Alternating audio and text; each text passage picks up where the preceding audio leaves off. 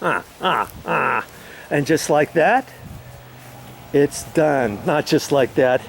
I worked on it 3 more days. And I had roots galore coming down here. I actually had one root that kind of went down below there, and I left it hoping that that's going to anchor this tree, because I know it's already kind of leaning that way, but it was like that before I started, so I think it's going to be fine. I transplanted that. I got all the roots out of here. I even pulled this one back, and see, when I got all done, I kind of had to line these up, and I was slightly short. I had some gaps in here, so I took this last one out, and it already had a gap. It had about an inch gap. Now it's got about an inch and a half gap at the end. So I slid that and kind of recontoured that and lined it all up, and voila, it's done.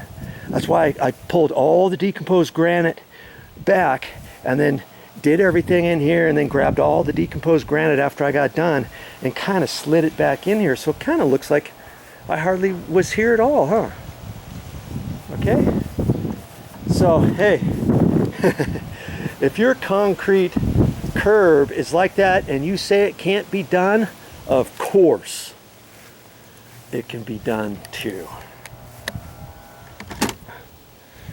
Well, that's all I got for this time, but I'll be back making more videos. Oh, just for you.